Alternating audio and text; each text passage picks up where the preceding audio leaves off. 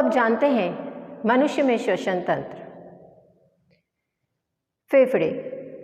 फेफड़े जो होते हैं वो वक्ष गुहा में स्थित होते हैं और इसके दोनों ओर पसलियाँ होती हैं। वायु शरीर में नासाद्वार के द्वारा प्रवेश करती है। नासाद्वार में महीन बाल होते हैं जो वायु के साथ आई धूल और अशुद्धियों को दूर कर देते हैं। अब हमारी शुद्ध वायु जो होती है ग्रसनी से कंठ और कंठ से श्वास नली से होती हुई फेफड़ों के अंदर चली जाती है। फेफड़ों के अंदर छोटी छोटी नलिकाओं में ये विभाजित, जो फेफड़ों के अंदर जो मार्ग होता है वो छोटी छोटी नलिकाओं में विभाजित हो जाता है और गुब्बारे के समान एक रचना बना लेता है। इसे कूपिका कहते हैं।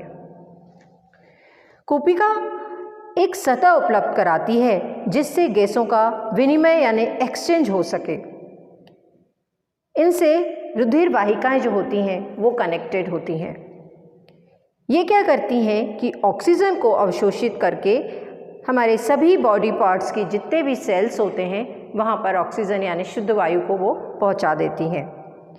इसी प्रकार रुधिर वाहिकाएं ऑक्सीजन पहुँचाने के साथ साथ वहाँ से कार्बन डाइऑक्साइड को कैरी करती हैं, एब्जॉर्ब करती हैं और फिर कोशिकाओं से लेकर कूपिका के बाद श्वास नली, कंठ, ग्रसनी और नासाद्वार के द्वारा इसे कार्बन डाइऑक्साइड के रूप में जो होता है अशुद्ध वायु को बाहर निकाल दिया जाता है।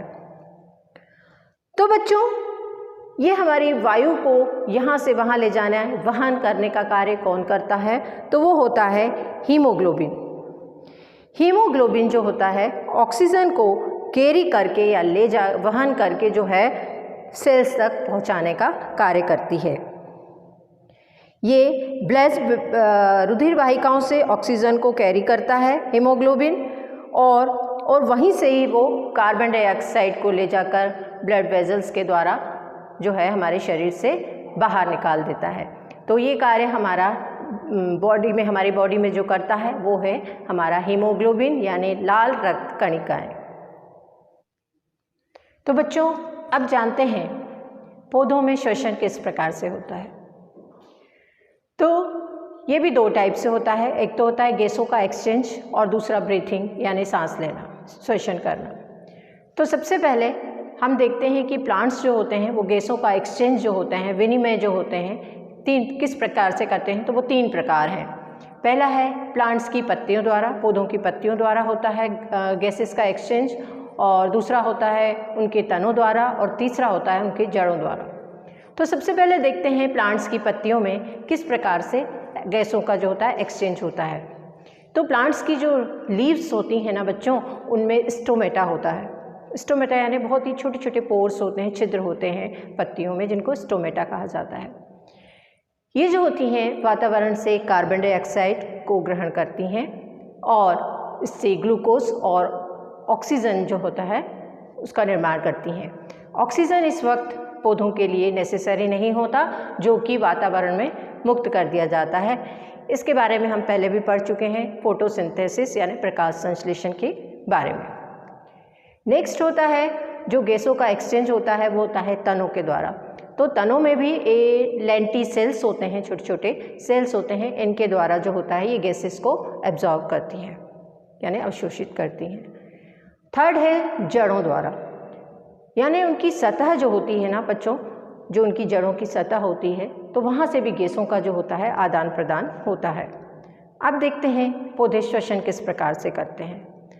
तो जो पौधे होते हैं वो ऑक्सीजन को एब्जॉर्ब करते हैं ग्लूकोज के साथ मिलके। ग्लूकोज उनका भोजन, उनके साथ मिलके प्लांट्स जो होता है ऑक्सीजन को ग्रहण करते हैं, एब्जॉर्ब करते हैं, और कार्बन डाइऑक्साइड ऊर्जा और जल बनाते हैं, वाटर का निर्माण करते हैं। ग्लूकोज और ऑक्सीजन जो होती है ना बच्चों, वो प्लांट्स के लिए बहुत ही नेसेसरी, बहुत ही आवश्यक होती है, क्योंकि इसकी वजह से ही वो जीवित रह पाते हैं और वृद्धि कर पाते हैं। तो श्वसन की जो समीकरण होगा श्वसन क्रिया का, तो वो होगा C6H12O6 प्लस ऑक्सीजन, और जिसका निर्माण इसके बाद होता है वो है कार्बन डाइऑक्साइड और H2O पानी और एनर्जी। यानी पौधे भी जब श्वसन करते हैं ना बच्चों, तो वो भी ऑक्सीजन गैस लेते हैं और कार्बन डाइऑक्साइड गैस को जो है वातावरण में मुक्त करते हैं। यानी कि जो श्वसन प्रक्रिया होती है वो प्रकाश संश्लेषण की जस्ट विपरीत प्रक्रिया होती है। तो बच्चों अब जानते हैं वहन तंत्र के बारे में। मनुष्य में वहन तंत्र यानी परिसंचरण तंत्र। तो जैसे कि हम बच्चों अभी पढ़ चुके कि जो रुधिर होता है, जो हमारा ब्लड होता है, वो ऑक्सीजन और अन्य बहुत सारे वर्ज्य यानी व्यर्थ पदार्थों को हमारे शरीर में यहाँ से वहाँ पहुँचाने का कार्य करता है। तो रुधिर जो है वो एक तरल संयोजी ऊतक है। ये अपने साथ ज़रूरत के सभी पदार्थों को हमारी सेल्स तक पहुँचाता है और जो सेल में वेस्ट मटेरियल होता है या वेस्ट पदार्थ होता है उसे शरीर से बाहर निकाल देता है। तो अब जानते हैं कि हमारे रुधिर में प्रमुख घटक कौन कौन से होते हैं। तो बच्चों सबसे पहले होता है प्लाज्मा। प्लाज्मा जो होता है ये पीले रंग का लिक्विड होता है। ये अपने साथ फूड यानी भोजन, कार्बन डाइऑक्साइड और वेस्ट को ट्रांसपोर्ट करता है, यानी यहाँ से वहाँ पहुँचाने का कार्य करता है। दूसरा है आरबीसी, जिसको लाल रक्त कणिकाएँ भी कहते हैं। इसमें जो होता है हीमोग्लोबिन होता है, जो कि ऑक्सीजन का ट्रांसपोर्ट करता है, यहाँ से वहाँ ले जाने का कार्य करता है। थर्ड होता है प्लेटलेट्स। ये जो होते हैं रक्त का थक्का जमने का कार्य करते हैं। यानी जब कभी हमें चोट लग जाती है तो हम देखते हैं कि हमारा ब्लड जो होता है उस जगह से बहना शुरू हो जाता है और कुछ समय के बाद वहाँ पर हम देखते हैं कि वो रुक जाता है और रेड कलर का धब्बा वहाँ थक्का जम जाता है। तो रक्त प्लेटलेट्स इसमें अपनी बहुत महत्वपूर्ण भूमिका निभाते हैं। फोर्थ नंबर पे आता है WBC यानी श्वेत रक्त कणिकाएँ। तो श्वेत रक्त कणिकाएँ बच्चों हमारे लिए बहुत ही लाभकारी होती हैं। हमारी बॉडी का एक प्रकार से रक्षक का कार्य करती हैं, हमारी बॉडी की रक्षा करने का कार्य करती हैं। यानी कि इसमें हमारी बॉडी में कोई हार्मफुल जो हमारे शरीर को नुकसान पहुंचाएं, ऐसे बैक्टीरियाज या वायरस जो होते हैं वो आ जाते हैं तो उनसे वो लड़ाई करती हैं। यानी हमारी प्रतिरक्षा प्रणाली को जो होती हैं मजबूत करने का कार्य करती हैं। अतः हमें एक पंप तंत्र की आवश्यकता है जो कि रुधिर को अंगों के आसपास धकेल सके। नलियों का एक परिपथ की आवश्यकता है जो रुधिर को सभी ऊतकों तक पहुंचा सके। और एक तंत्र की भी आवश्यकता है हमारे शरीर को बच्चों, जो सुनिश्चित करे कि परिपथ में अगर कोई टूट फूट हो जाए तो उसकी मरम्मत हो सके। यानी कि जब हमने देखा कि ब्लड हमारे लिए इतने सारे कार्य करता है तो ज़रूर वो जिस भी माध्यम से वो करता है तो उसके लिए कोई माध्यम भी तो होना चाहिए, यानी कोई नली या कोई तंत्र या कुछ तो भी तो होना चाहिए। तो उसके लिए एक हमारा बहुत ही बड़ा सिस्टम है जिसको बोलते हैं हमारा पंप हाउस हृदय। तो अब जानते हैं हमारे हृदय के बारे में। अब सबसे पहले जानते हैं हृदय की संरचना के बारे में। हृदय जो होता है एक पेशीय अंग है जिसके 2 साइड्स होते हैं जो कि एक मस्कुलर वॉल के द्वारा अलग अलग होते हैं, जिसको विभाजिका कहते हैं। हमारे हृदय में 4 चैम्बर यानी 4 कक्ष होते हैं। ऊपर के जो होते हैं राइट और लेफ्ट आलिंद कहलाते हैं और नीचे के 2 चैम्बर जो होते हैं राइट और लेफ्ट निलय कहलाते हैं। अब जानते हैं इसके कार्य के बारे में कि हृदय हमारा कैसे वर्क करता है, कैसे कार्य करता है। तो हृदय जो होता है उसमें सबसे पहले जो होता है कार्बन डाइऑक्साइड युक्त रक्त यानी अशुद्ध रक्त जो होता है वो बॉडी के शरीर के निचले भाग से महाशिरा के द्वारा जो होता है वो आलिंद में, दाएं आलिंद में पहुंचा दिया जाता है। ठीक उसी प्रकार से शरीर के ऊपरी भाग से महाशिरा के द्वारा जो होता है दाएं आलिंद में रक्त, अशुद्ध रक्त, कार्बन डाइऑक्साइड युक्त रक्त जो होता है पहुंचा दिया जाता है। यहाँ पर जब रक्त पहुँच जाता है तो दायां निलय जो होता है वो फैलता है। जैसे ही दायां निलय फैलता है तो ब्लड जो होता है दाएं आलिंद से दाएं निलय में जो होता है वॉल्व के द्वारा, एक वॉल्व लगा होता है बच्चों यहाँ बीच में, उसके द्वारा जो होता है वो दाएं निलय में पंप कर दिया जाता है। अब हमारा हृदय जो होता है संकुचित होता है।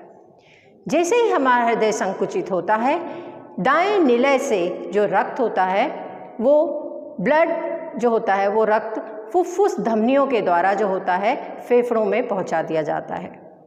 बच्चों, यहाँ जो फेफड़े होते हैं वो जो होते हैं ब्लड से गैसेस का आदान प्रदान होता है। यहाँ पर ब्लड से जो होता है कार्बन डाइऑक्साइड युक्त रक्त ले लिया जाता है और ऑक्सीजन युक्त रक्त को हमारे ब्लड को वापस दे दिया जाता है। अब ऑक्सीडाइज जो रक्त होता है, ऑक्सीकृत यानी शुद्ध रक्त जो होता है वो ब्लड जो होता है लंग से लेकर फुफ्फुस शिराओं द्वारा बाएं आलिंद में पहुंचा दिया जाता है। बाएं आलिंद में शुद्ध रक्त पहुंच चुका है। अब बायां निलय जो होता है वो फैलता है। जैसे ही बायां निलय फैलता है उसमें जो है हमारे बाएं आलिंद से रक्त जो होता है शुद्ध रक्त वो पहुंचा दिया जाता है बाएं निलय में एक वॉल्व के द्वारा। यहाँ पर भी एक वॉल्व होता है जिसके द्वारा बाएं निलय में पहुंचा दिया जाता है। अब हमारा हृदय जो होता है फिर से जो होता है संकुचित हो जाता है, जिससे यहाँ पर जो ब्लड होगा वो पंप हो जाएगा हमारे पूरे बॉडी महाधमनी के द्वारा जो होता है बॉडी के सभी सेल्स में जो होता है हमारा ब्लड पहुँचा दिया जाता है। नेक्स्ट बच्चों, हम जानते हैं ब्लड वेजल्स यानी रुधिर वाहिकाओं के बारे में। तो रुधिर वाहिकाएं क्या होती हैं? रुधिर वाहिकाएं बच्चों वे होती हैं जो ब्लड को एक स्थान से दूसरे स्थान पर ट्रांसपोर्ट करने का काम करती हैं, यानी वहन करने का काम करती हैं, फ्लो करने का कार्य करती हैं। तो हमारी बॉडी में ऐसी दो रुधिर वाहिकाएं हैं, एक तो होता है धमनी और दूसरा है शिरा। धमनी जो होती हैं ये ऑक्सीजनित या ऑक्सीजन युक्त रक्त को हृदय से लेकर पूरे शरीर को जो है पहुंचाने का काम करती हैं।